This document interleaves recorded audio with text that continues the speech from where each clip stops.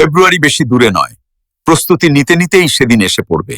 বহু বছর আমরা কেউ ভোট দিতে পারিনি, এবার আমরা সবাই ভোট দেব। প্রিয় দেশবাসী, আমাদের প্রধান উপদেষ্টা অধ্যাপক মোহাম্মদ ইউনূস মহোদয় আজ রাতে জাতির উদ্দেশ্যে একটি গুরুত্বপূর্ণ ভাষণ প্রদান করেছেন। তিনি ঘোষণা করেছেন যে আগামী 2026 সালের ফেব্রুয়ারি মাসে রমজানের আগেই বাংলাদেশে জাতীয় নির্বাচন অনুষ্ঠিত হবে। এই ঘোষণার মাধ্যমে আমরা একটি নতুন বাংলাদেশ গড়ার পথে এগিয়ে যাচ্ছি। ফেব্রুয়ারি বেশ দূরে নয়, নির্বাচন নিয়ে প্রস্তুতি নিতে নিতেই ভোটের দিন এসে পড়বে।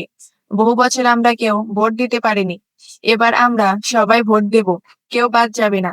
সবাই যেন বলতে পারি, নতুন বাংলাদেশ গড়ার পথে দেশকে রওনা করার জন্য আমি আমার ভোটটা দিয়েছিলাম, বলেছেন মিস্টার ইউনূস।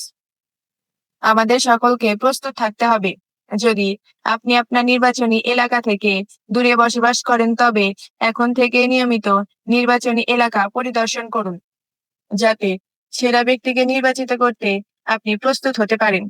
প্রধান উপদেষ্টা তার ভাষণে দাবি করেছেন যে জাতীয় জীবনে শান্তি শৃঙ্খলা ফিরে এসেছে, অর্থনীতিতে গতিশীলতা এসেছে, সংকট দূর হয়েছে।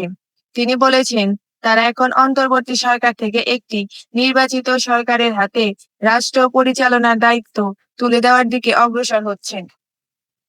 আমরা সবাই মিলে একটি সুন্দর ও সমৃদ্ধ বাংলাদেশ গড়ার স্বপ্ন দেখি। আসুন আমরা সবাই মিলে এই মহান দায়িত্ব পালন করি এবং আমাদের দেশকে আরো এগিয়ে নিয়ে